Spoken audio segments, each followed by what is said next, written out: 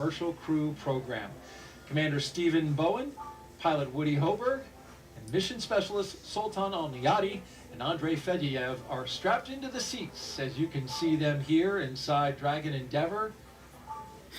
The Falcon 9 rocket fueling operation well underway. The launch escape system is armed. That means Dragon is prepared to launch itself away from the Falcon 9 in case of an emergency on the pad or after liftoff. So far, operations looking and sounding as we would expect. And you can see on the rocket, we're filling her up. The condensation of the warm, humid Florida air down there shows you that, well, my guess would be about a third. But I have no actual telemetry to tell me that. Just going by the condensation coming off the rocket. It really super chills the skin on the outside of the rocket, and then that condenses the air in the atmosphere, the water that's in the air. And it really is something to look at once it's ready to go, all the way up and down the rocket. And the reason they make it super cold is, there's probably, let's see, third or fourth graders out there. I know that's what my kids are learning about, is like when something's really cold, it gets dense. So you can get more of it in there. So that's why it's important. Every drop of gas matters when you're trying to get to orbit. You want as much margin. John was talking before about why we build the timelines we do, and we always hope everything goes nominally, but we train for all kinds of contingencies. And so we've been talking about launch escapes, but the next phase is rendezvousing with the space station, and so we protect for a problem with either the station or the capsule and having to back away and come back again in 24 hours. And so all that requires prop and gas, and the further and higher the F9 can get the Dragon, the more options we have. So that's why they chill the gas. You heard calls earlier about the cryo-helium, and like they talked about it out at Hawthorne. That means that we have enough gas to pressurize the tanks. And then next you'll start hearing, probably in about another minute, they'll start talking about stage 2 fuel being loaded. And so you'll hear calls, you'll hear them talk about stage 2 and stage 1, because it's two-stage rocket. So there's fuel and oxidizer for both the stages. The first stage, like they described, having the 9 engines, and the second stage having 1, but both of those have separate tanks for the fuel and oxidizer, and you'll hear them calling those out. Because again, the crew probably can't as much hear it like the same way they hear the Super Draco valves, but you can hear sort of some creaking and some noises, definitely some vibrations. So getting a call before that happens just kind of reassures them that that sound is expected and gives them a reference point on the timeline that they're following. We're about 37 seconds away from completing stage 2 RP1 load. In the meantime, let's tell you about the crew. The commander of Crew-6 is Captain Stephen G. Bowen.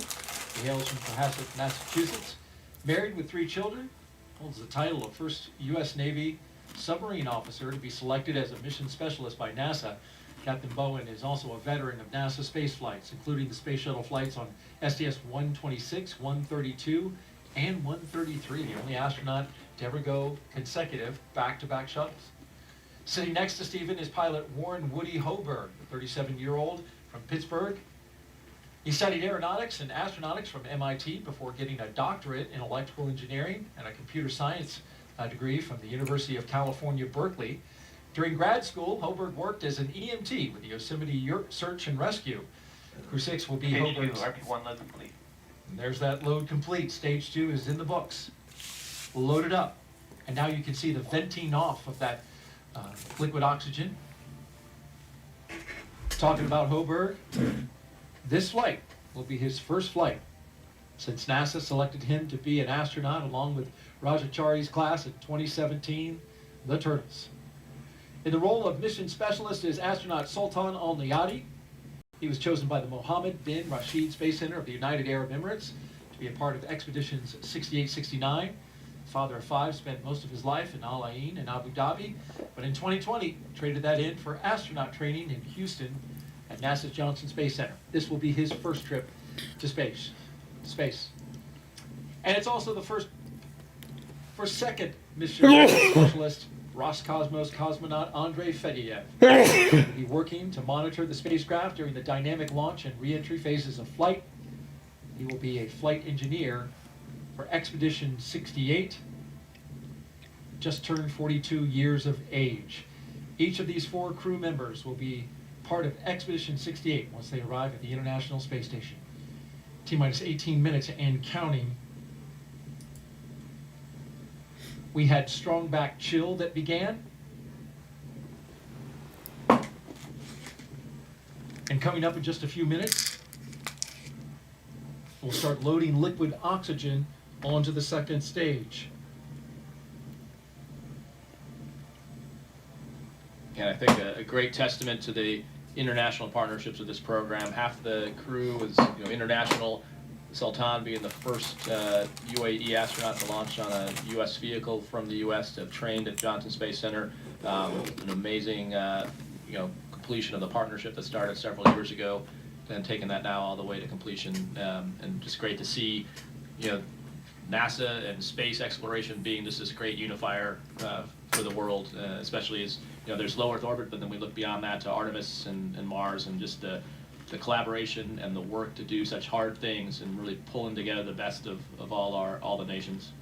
And the partnership of those nations rises above all else, and it's impressive, the camaraderie of the crews in space with their international backgrounds. So that venting, so we talked about there's 2 things happening. Dragon SpaceX F9 is proceeding with prop load. We're tracking no issues with Dragon or F9 going into launch. SpaceX Dragon copy. Update from the core that's on track. So we talked about the condensation a few times, and there's also the venting. So 2 different processes. The condensation is the super chilled fuel cooling the metal and the skin around it. The venting is because it's super cold, as it heats up on the inside just from the air temperature, essentially working its way in there, it vents. And so that's just like a pot boiling, and just like you would, lift the lid off a tea kettle to let this is the same thing you're seeing happen there. So that's what's happening kind of from the middle of the screen. Yeah, and on a calm night like tonight, the winds have totally died down. You can see it as it cascades down like a waterfall coming off the middle of the strong back there. Want to make a quick note about the radio and how you can hear, if you're on local amateur radio, the VHF radio frequency, turn into 146.940 megahertz, and UHF radio frequency 444.925 megahertz on the FM mode. You can hear this all around the spacecraft. Have started. And there goes our stage 2 LOX load on a beautiful night on the coast of Central Florida. For stage 1, that's going to continue to load, and we'll see that go all the way down to T-minus 6 minutes in terms of the RP1 load. In terms of LOX, that will continue until about T-minus 3 to 2 minutes on the liquid oxygen side. A lot more volume, of course, in the first stage. Hey, let's throw up a quick social media question. What do you say, Raj? Sounds good. What we got here? At JSE Garin asks, I am 9 years old and want to know if you can see airplanes on the ISS. I have never heard that question. So actually, Megan MacArthur had a cool post where she took a picture of the ground, and you can see the contrails of a plane. So you can't see a plane if it's not what we call conning, meaning contrails. If you can find the contrails, then you can follow it back to find the plane, but it's super hard to find an actual airplane that's not in the contrails. We also spent some time on Crew 3 trying to see who could one-up each other to find ships. So you can cheat and look around the Panama Canal to see if you can find ships there, but you need binoculars to help yourself. But if you know where to look or along the shipping lanes, you can usually find some ships. And then airplanes, if you look around, like the places like over the Atlantic where you can look for contrails and find planes, but absolutely you can see them. What a great answer. Didn't know that. Thank you, Raj. Let's head out to Kate Tice now. Thanks, Daryl. Everything's still looking good for launch of Falcon 9 and Dragon Endeavour just under 15 minutes from now.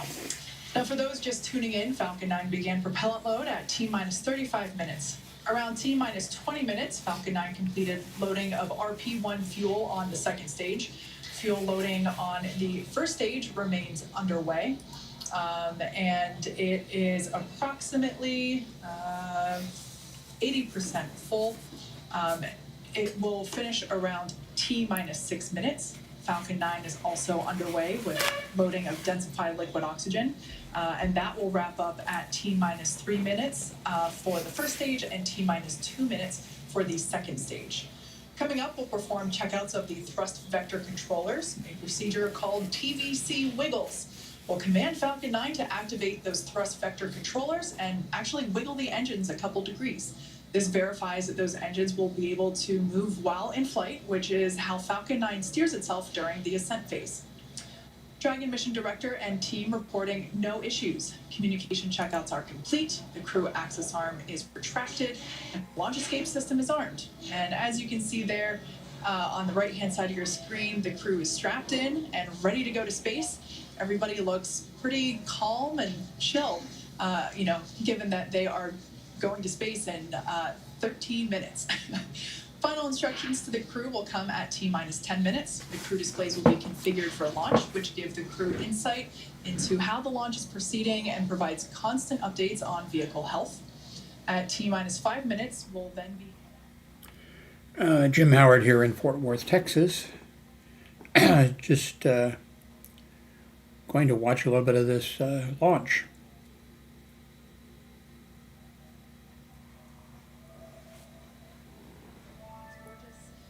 And everything still remains in bounds for the launch criteria.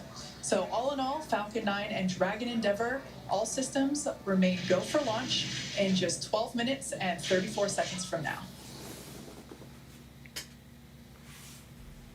All right, thank you very much, Kate. And take a look at this picture. Before their flight, Crew-6 got a picture with what was supposed to be their booster. Actually got swapped out for a brand new booster, but anytime you get that close to the hardware, it's a cool thing. Brand new booster launching tonight.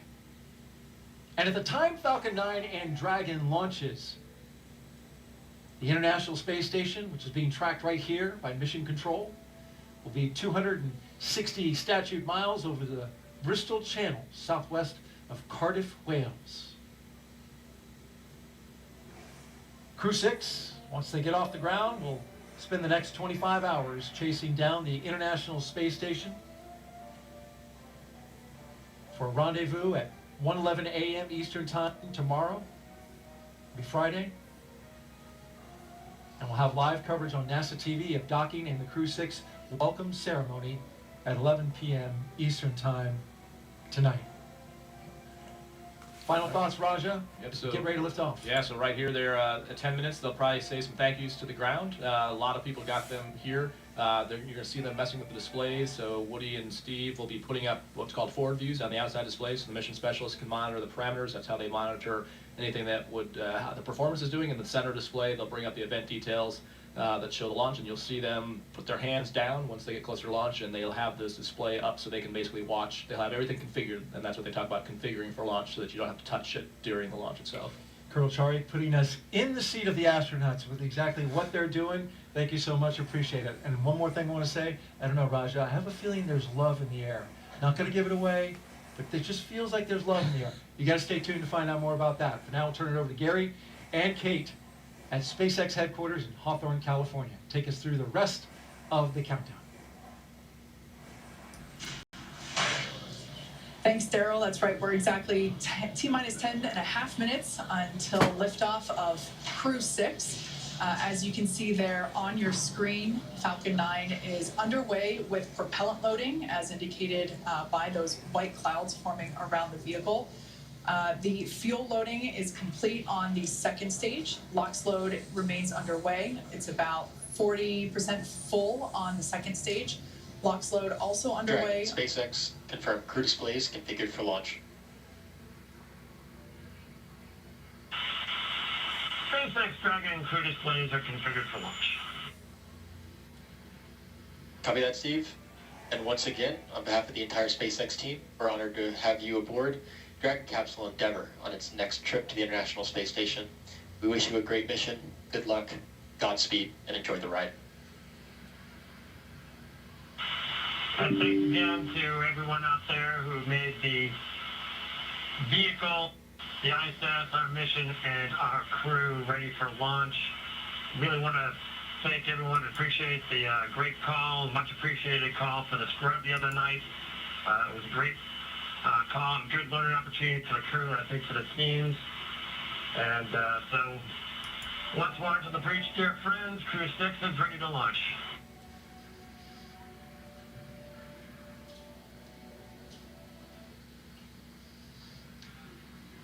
Some nice words there between the crew, as you see there on your screen, and SpaceX Core, located here at SpaceX Mission Control, which a live view there on your screen, as you can tell by perhaps the ambient noise around me, the energy is starting to grow in anticipation for launch coming up about 8.5 minutes from now. That's right, the energy is high here, Kate. Now at that T-minus 10 minute mark, we heard the good luck and Godspeed from the teams here in Mission Control in Hawthorne, where that crowd is gathering. Meanwhile, we're tracking the loading of fuel and oxidizer on the first and second stage. Second stage filled with fuel right now, continuing to fill with oxidizer. It'll be the last of the tanks to fill. Stage 1 continuing to be underway. At the 10-minute mark, you heard that call for configuring the crew displays for launch. That was confirmed. At the T-minus 10-minute mark, it also is a point where Falcon 9 launch commit criteria gets checked by the computers. Past that milestone. Now we're counting down to the next milestone at T-minus 7 minutes, which is setting up for engine chill. That's right, we should hear that call out in about 44 seconds. At T-minus 7 minutes, we will actually open up the pre-valves to the M1D engines, those 9 engines at the base of the first stage.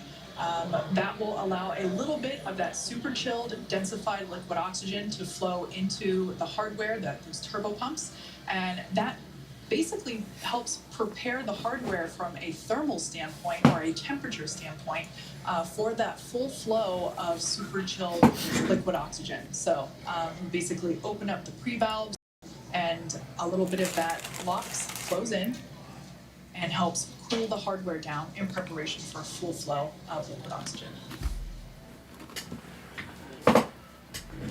Engine chill has started. And as expected, there's that call out for that engine chill, indicating the pre-valves are open and the engines are beginning to prepare for liftoff. Now under 6 minutes, 45 seconds from launch, again, we're continuing to fuel the Falcon 9 rocket. Stage 2 filled with the RP-1 kerosene. At the T-minus 6 minute mark, we should hear a call out that the stage 1 RP load is complete. They're just topping that off. Liquid oxygen on both the first and second stages come next. RP-1 load complete. And there's that confirmation. We're counting down to T-minus 5 minutes at this point. At T-minus 5, the Dragon is configured for terminal count. And at terminal count, Dragon is switched to internal power. Right now receiving power from umbilical lines from the ground. Also at just under 5 minutes, we'll be waiting for strong back retract. The arm that's currently propping the Falcon 9 and Dragon up. We'll see the clamp arm start to open, and the strong back itself will tilt about 2 degrees off from where it is now at a 90-degree position. Just a little off, and then it'll get out of the way completely upon liftoff. Then, of course, comes the, after the strong back retracts, comes the completion of liquid oxygen loading on both the first and second stage. For now, T-minus 5 minutes, 15 seconds. We're going to stand by for that call of configuring for terminal count. Crew-6 in their seated positions and ready for launch. Dragon is in configure for terminal count. Tanks are pressurizing for strong back retract. All right, and we heard both of those calls. Dragon onboard computers are going to take control of the vehicle. You should be seeing the clamp arm at the very top of the second stage, right underneath where you see the unpressurized trunk of Dragon, which is indicated by the half black and half white indicators, the black being the solar panels that provide power to the Dragon on its transit to the International Space Station. Now that confirmation of strong back retract, we should be able to visually see that strong back. The strong back will retract about 2 degrees away from the vehicle. Then at liftoff, the strong back will actually go back to 45 degrees. That strong back is part of the transporter erector, which provides the liquids and gases and electrical connections to the vehicle.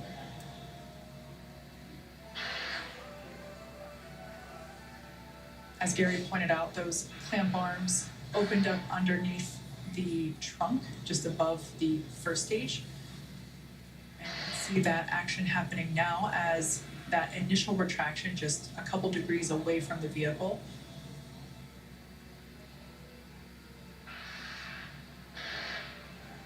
At this point in time, fueling remains underway, propellant load remains underway. All fuels are loaded, that RP1 liquid oxygen load. Stage 1, lock flow complete. There, we just heard that call out that is all done. Second stage LOX load still underway. That will wrap up at about T-minus 2 minutes. Now that that first stage liquid oxygen load is complete, we'll see some more of that white gaseous cloud forming around the vehicle due to those lines being Dragon is closed in off. terminal count and on internal power. All right, good call out there indicating that Dragon is running on its own power. We are in the terminal count, now at T-minus 2 minutes and 29 seconds. The crew remains comfortable there on the right-hand side of your screen. About 15 seconds remaining in stage 2 LOX load.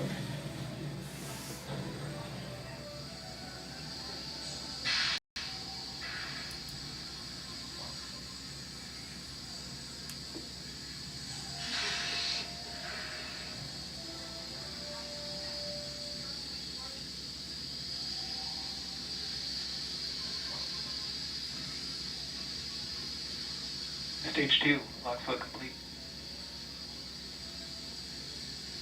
Okay. Dragon is in auto idle.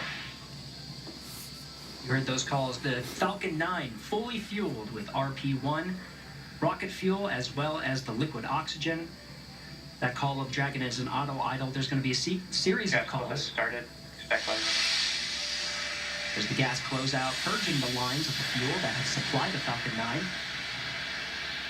with RP1 and liquid oxygen. We'll also wait for a call of the arming of the flight termination system.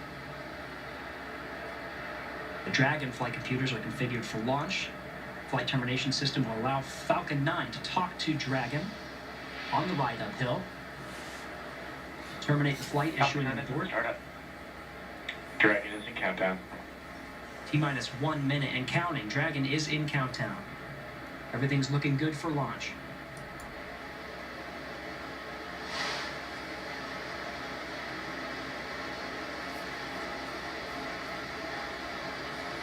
Dragon, SpaceX, go for launch. Wow, 32 seconds. Dragon copy, go for launch. T-minus 30 seconds. T-minus 30 seconds and counting. All teams pulled go.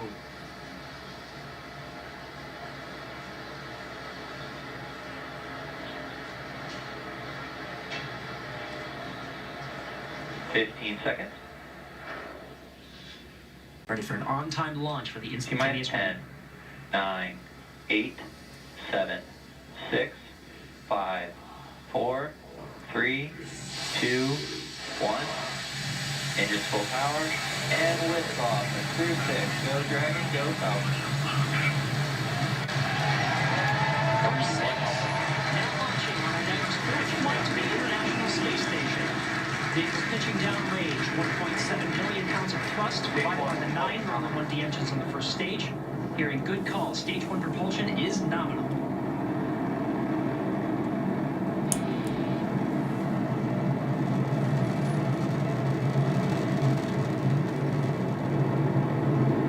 We're now at T plus 34 seconds into the 6th rotational crew mission on board Dragon.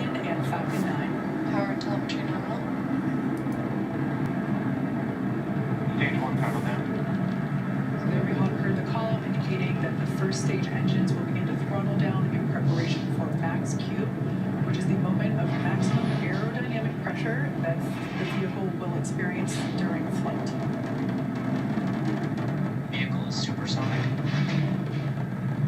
That call out there indicating vehicles traveling faster than the speed of sound. Max Q. Stage 1 throttle up. All right, now that we're past max Q, 1 Bravo. Copy, 1 Bravo.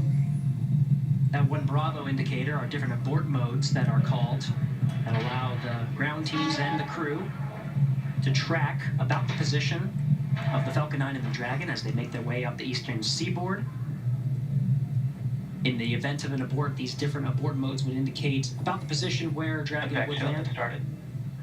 as well as indicate what series of maneuvers Dragon would indicate. But so far, we're hearing good calls on the performance of the Falcon 9 on its ride uphill.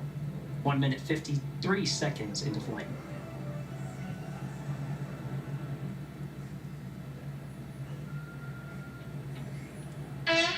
we're about 30 seconds away from main engine cutoff, which will be followed quickly by stage separation and second engine start, which is the ignition of that MVAC engine on the second stage.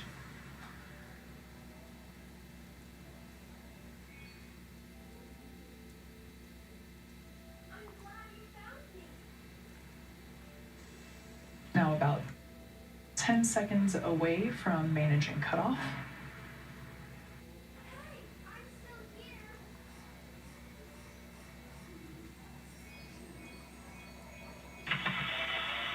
Two Alpha. Copy, 2 Alpha. Separation confirmed. There you can see on your screen confirmation of stage separation as well as ignition of that second stage engine.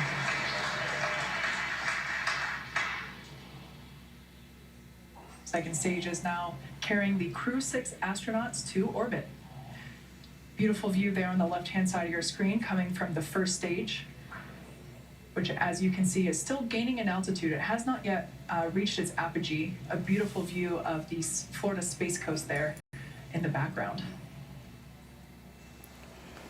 Well, Meanwhile, we're tracking good performance on that MVAC engine. On the screen to your right, we'll be hearing periodic... I tracked Sputnik 1 when the USSR launched it. I got a verification card from them. Then later I tracked, U.S. satellites, Explorer 7. What are the others? Some of them I tracked. And here we are, how many years later?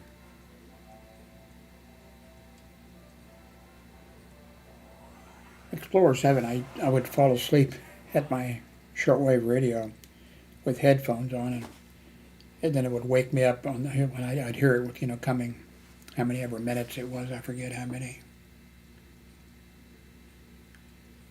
Oh, I'm an old man.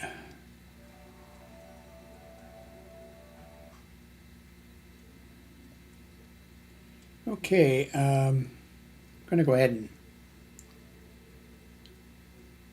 bring this little video to a conclusion. Thanks for watching with me.